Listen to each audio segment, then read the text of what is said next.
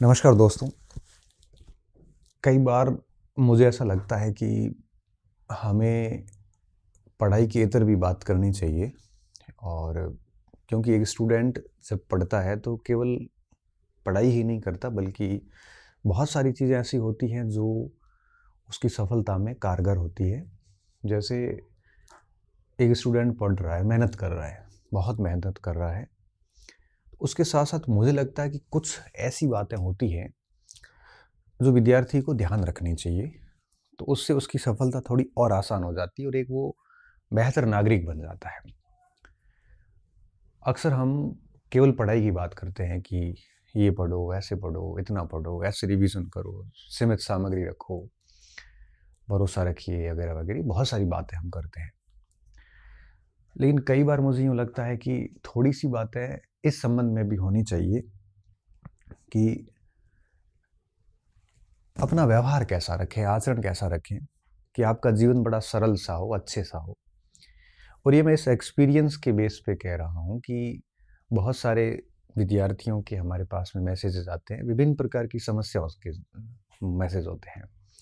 Telegram पे होते हैं, व्हाट्सएप पे होते हैं, इंस्टाग्राम पे होते हैं, बहुत सारे मैसेजेस होते हैं, या इवन यूट्यूब के मैसेज बॉक्स में भी होते हैं। उन सारे मैसेजेस को पढ़ने के बाद में कई बार ऐसे विचार आते हैं कि अब व्यक्तिगत जवाब दूँ तो बहुत टाइम लग जाता है। तब सोचते हैं कि एक छोटा-सा वीडियो बना देते हैं, तो जिससे जो रिलेटेड बातें हैं तो वो सुन लेगा, तो क्या पता वो अपना समाधान ढूँढ ले। मेरा ये मानना है कि एक विद्यार्थी को पढ़ाई के साथ-साथ कुछ और बातों का भी ध्यान रखना चाहिए, जो मैं आज कुछ करने जा रहा हूँ आपसे। सबसे पहली बात, हमें हमेशा ध्यान रखना चाहिए कि किसी दूसरे के समक्ष तीसरे व्यक्ति की कोई बात नहीं करनी चाहिए। मतलब आप किसी व्यक्ति के पास में बैठे हैं और किसी थर्ड पर्सन की बात कर रहे हैं, तो मुझे लगता है नहीं करनी चाहिए। क्योंकि होता क्या है कि आप बात कर लेते हैं, भले आपके कोई गलत उद्देश्य नहीं थे, फिर वो सामने वाला जो व्यक्ति है वो, आज की दुनिया में भरोसेमंद लोगों की बहुत कमी है, और वो व्यक्ति क्या करेगा, उन बातों को मसाला मिला के और बड़े अलग इंटेंशन से आगे प्रस्तुत करेगा। चीज़ें घूमती-घूमती उस थर्ड पर्सन तक चली जाती है और उसके बाद में उसके कई अलग भाव निकल जाते हैं, कई अलग अर्थ निकल जाते हैं, और फिर आपकी एनर्जी खराब होती, आपका समय खराब होता है और आपकी पूरी पढ़ाई खराब होती है। हमेशा इस बात का ध्यान रखना चाहिए कि दूसरे व्यक्ति के सामने तीसरे व्यक्ति की बात नहीं करनी चाहिए, दूसरे के सामने खुद की बात कर लो बस। अगर आप ऐसा कर रहे हैं तो बड़ी गलत कर रहे हैं और आपको उसका परिणाम भुगतना पड़ेगा। मैं इसका भुगत-भोगी हूँ, क्योंकि मैं थोड़ा-सा ऐसा स्वभाव रहा हुआ है कि थोड़ा-सा भोला स्वभाव जिसे कह सकते हैं, मैं बोल देता हूँ। जब कोई व्यक्ति मेरे पास आता है या मैं किसी से मिलता हूँ, तो मैं बहुत जल्दी घुल-मिल जाता हूँ और मैं बहुत सारी बातें कर लेता हूँ। फिर वो व्यक्ति, कई बार ऐसा होता है कि 10 में से 7-8 तो ऐसे होते हैं, जो उस बात को बड़े गलत तरीके से आगे जाके प्रस्तुत करते हैं। फिर मेरे को वापस मेरे तक बात आती है कि ऐसा आपने कहा, मैं फिर बात कर लेता हूँ कि नहीं, नहीं ऐसी कोई बात नहीं थी। हालाँकि मैं कुछ गलत भी नहीं बोलता हूँ, तो दिक्कत नहीं आती, लेकिन मैं महसूस करता हूँ कि चीज़ें गलत तरीके से आगे बढ़ाई जाती है। हालाँकि अब मैंने बहुत सुधार कर लिया अपने व्यक्तित्व में पिछले 2-3 साल के अंदर। मैं बात करता ही नहीं हूँ अब, और दूसरे व्यक्ति के सामने चाहे कितना भी घनिष्ठ व्यक्ति हो, मुँह बंद रखता हूँ। और ये मैं आपको भी कह रहा हूँ कि जीवन में अगर फालतू समस्याएँ नहीं, कलह नहीं चाहते हो, तो किसी की बात किसी के समक्ष मत करो, मस्तिष्क में रखो बस। ये सबसे बढ़िया तरीका है जीवन को सरल बनाने का। और आज की तारीख में सोशल मीडिया के इस युग में बातें बहुत जल्दी फैलती हैं। फिर आप सफाइयाँ देते हुए घूमोगे, इससे अच्छा शांत रहिए। और सबसे बड़ा नुकसान इसका ये होता है कि फिर आप है वो आपकी पढ़ाई नहीं कर पाते। इन सारी चीज़ों में उलझ जाते हैं तो 2 दिन, 3 दिन, 4 दिन कब खत्म हो जाते हैं पता ही नहीं चलता है। एक बात। दूसरी बात, लिमिटेड दोस्त रखिए। 2-3, बहुत लिमिटेड। और कोई अच्छा दोस्त नहीं है तो पेन, किताब, टेबल और कोई खेल का मैदान या ग्राउंड को दोस्त बना दीजिए।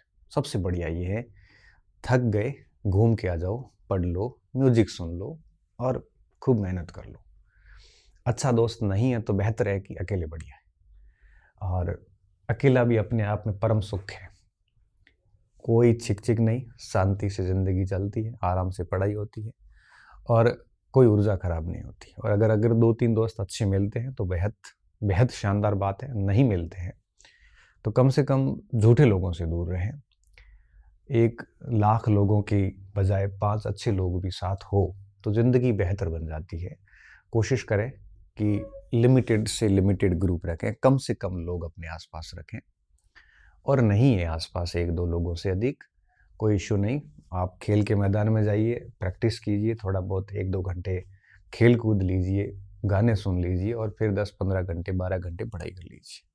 जितना कम ग्रुप होगा, उतना ही कम डिस्टर्बेंस होगा। जितना कम ग्रुप होगा, उतनी ही कम बातें होगी। जितना छोटा ग्रुप होगा, उतना ही इफ़ेक्टिव रिज़ल्ट आता है। जिन लोगों के ग्रुप बहुत बड़े होते हैं, वो लास्ट में अकेले पड़ जाते हैं, मैंने देखा है ये। और जिनके ग्रुप बहुत छोटे होते हैं, वो हमेशा बाद में बड़े ग्रुप का नेतृत्व कर रहे होते हैं।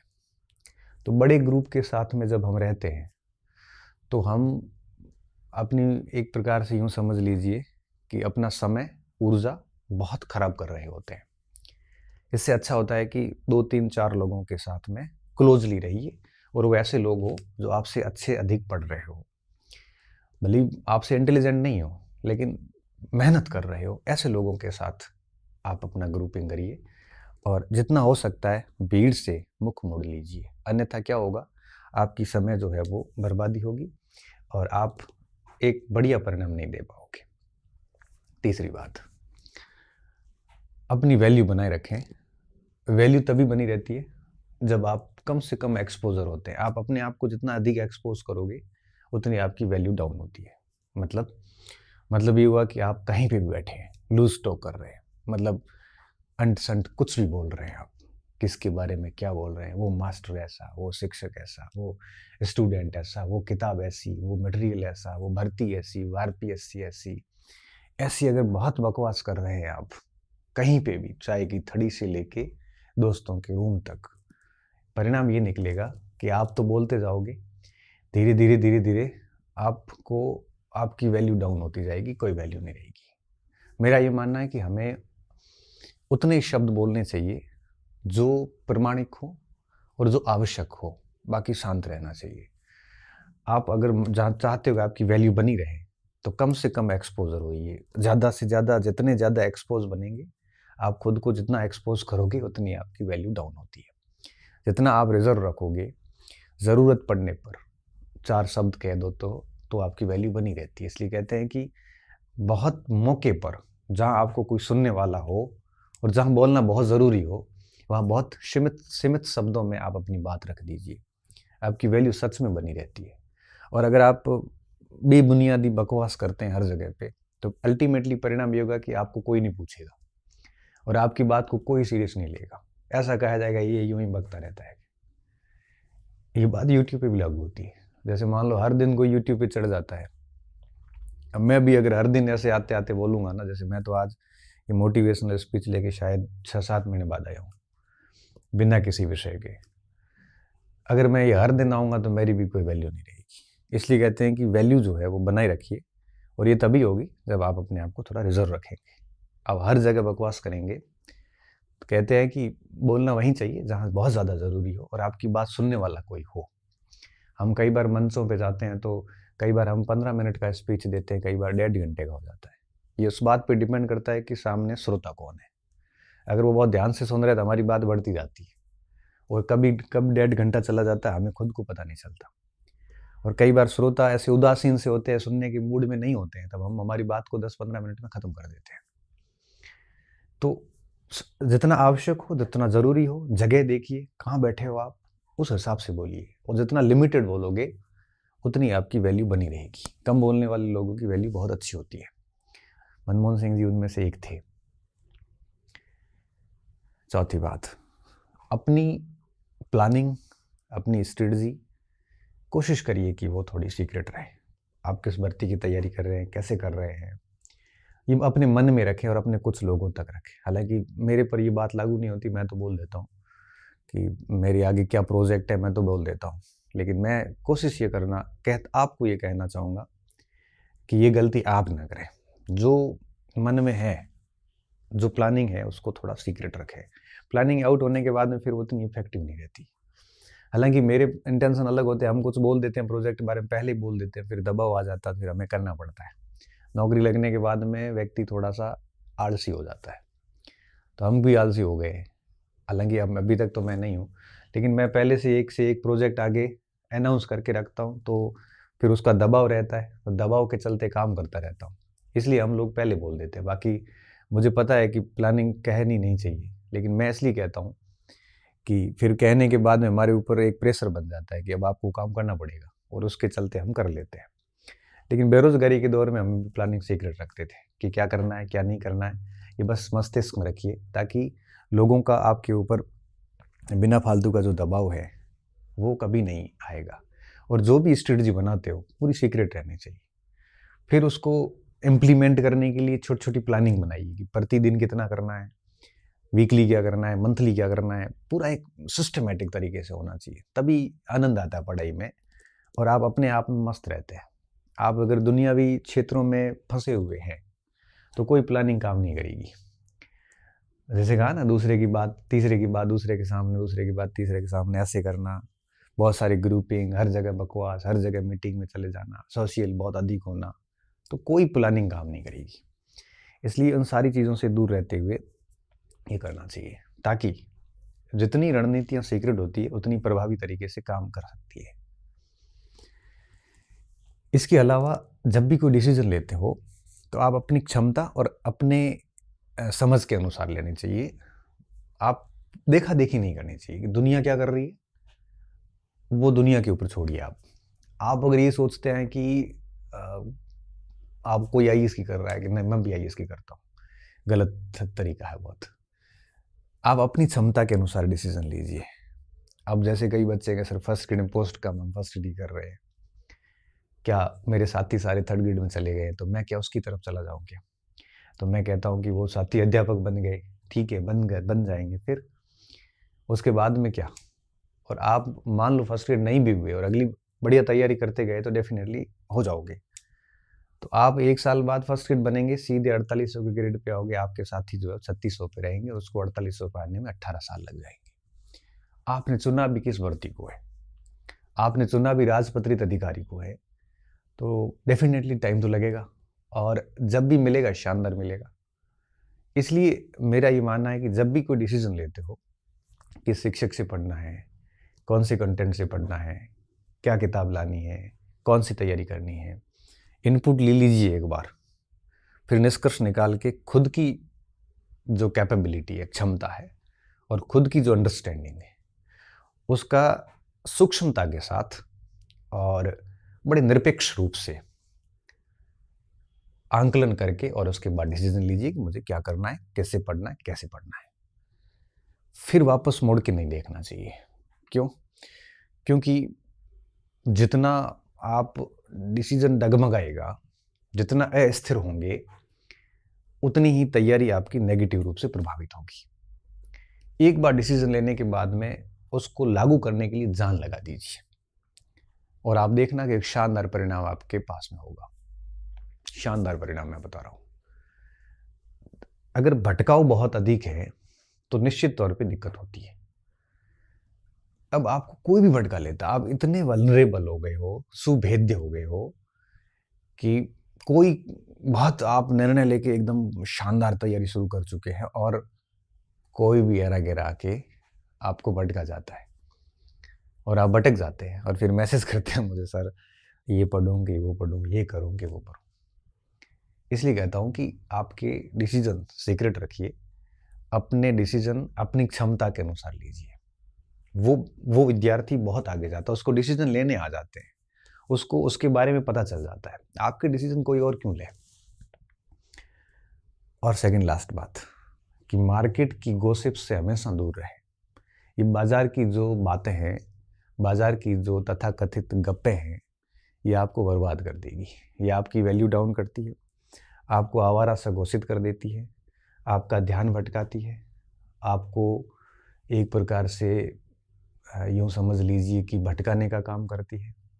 आपके निर्णय गड़बड़ा जाएंगे, ऐसी गॉसिप से आपका समय, ऊर्जा खराब होगी, आपकी उत्पादकता प्रभावित होगी, पढ़ाई प्रभावित होगी, कॉन्फिडेंस डाउन होगा, सारी चीज़ें बिगड़ जाती हैं।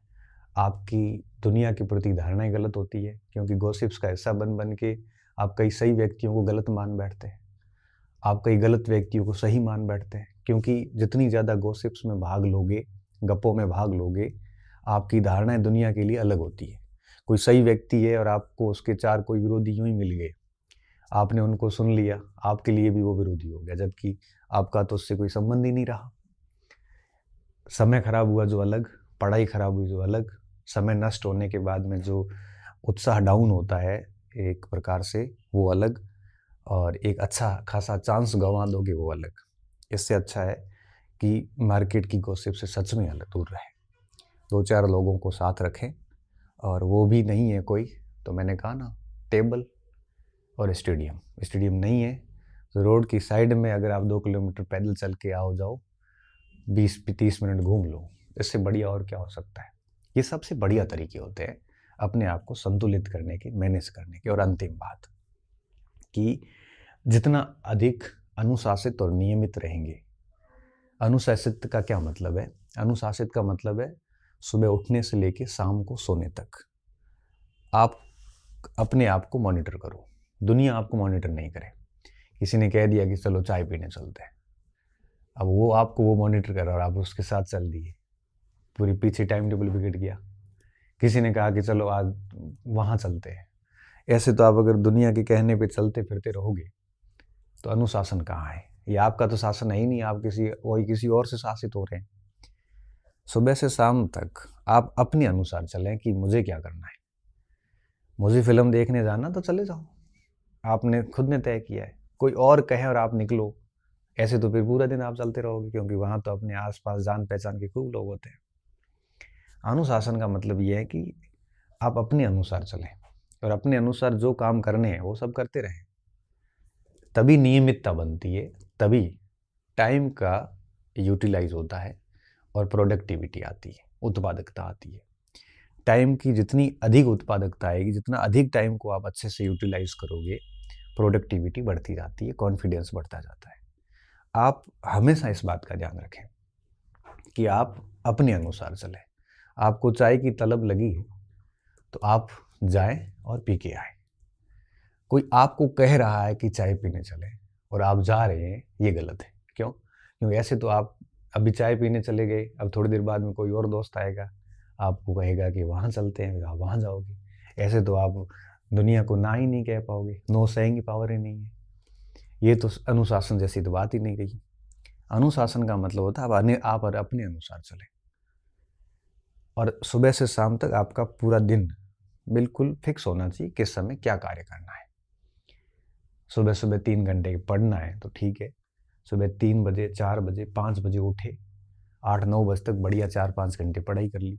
क्या पढ़ना था वो आप अपनी प्लानिंग सेट करके रखो, फिर आराम से घूमे फिरे, खाना वाना खाया, उसके बाद 2-3 घंटे सो लिए, 3-4 घंटे और पढ़ लो, फिर रात को 1-2 घंटे और पढ़ लो। अब ये सारा काम आपके अनुसार होना चाहिए। कोई और इसको अगर मॉनिटर कर रहा है तब तो आप कभी किसी को मना ही नहीं कर पाओगे, आपका टाइम यूं ही बर्बाद होता रहेगा। घर परिवार छोड़ के माँ बाप ने आपको भेजा है और आप जो है वो दुनियावी ताकतों के चक्कर में पड़े हुए हैं और वहाँ पे पंचायतियाँ कर रहा है। परिणाम ये निकलेगा कि 1-2 साल फेल होंगे, और व्यक्ति जब एक बार फेल होता है, भले गलतियों से ही हो, तो उसके बाद उसका आत्मविश्वास बहुत कमज़ोर हो जाता है। पहला अटेम्प्ट बेस्ट अटेम्प्ट होता है, और दूसरा भी एक बेस्ट नहीं तो कम से कम बेटर होता है। 2 अटेम्प्ट के बाद परीक्षा पास करना बड़ा मुश्किल काम हो जाता है, क्योंकि फिर न तो हिम्मत रहती है, न जोश रहता है, न उत्साह रहता है, न कॉन्फिडेंस रहता है, न पढ़ने का मन होता है, और न ही वो वापस सिलेबस पढ़े जाते हैं। नई खेप अंदर आती है, नए बच्चे अंदर आते हैं, बड़ा प्योर माइंड अंदर आता है, उनको कॉम्पीट करने की क्षमता नहीं रहती है, और ऐसी ऐसी चीज़ें होती है जिससे आप उभर नहीं पाते हैं। इसलिए मेरी बात याद रखना, आप फर्स्ट सेकंड जिस अटेम्प्ट में भी अभी हो, तरीके से लीजिए। गलतियों में फेल मत हो जाना, या इतना कमज़ोर स्कोर मत कर लेना। फेल अब ठीक है, अब 1-2 नंबर से रह गए तो अलग इशू है, 50-50 नंबर से रह रहे हो ना, तो इसका मतलब साफ है कि आप कहीं न कहीं गलतियाँ कर रहे हैं, और उसको सुधारिए, और फिर आप अपनी पढ़ाई कीजिए। डेफ़िनेटली आप जो है बेहद आगे जाएँगे और आप जीवन में सफल होंगे, ठीक है? तो पढ़ाई के अलावा कुछ बातें थी मेरे मस्तिष्क में जो आज की, और उम्मीद है कि ये आपके लिए फ़ायदेमंद सिद्ध होगी, और इसी तरह से फिर कभी वापस मिलेंगे। आज हमने पढ़ाई पर बात नहीं करी है, पढ़ाई के इतर एक स्टूडेंट का क्या आचरण होना चाहिए, उस पे बात करी है। यूँ ही फ्री बैठा था, आज एनसीईआरटी की क्लास थी नहीं, हमेशा तो क्लास लेता हूँ। कल से वापस क्लास शुरू करेंगे, तो सोचा कि आज आपसे इस प्रकार से बात की जाए, क्या पता 2 स्टूडेंट भी अगर मेरी बात को अनुसरण करते हैं, तो निश्चित तौर पे मेरा यहाँ आना और आपका सुनना दोनों सफल हो जाएँगे। बहुत-बहुत धन्यवाद विद्यार्थियों, अच्छी रहिए, मस्त रहिए और पढ़ते रहिए।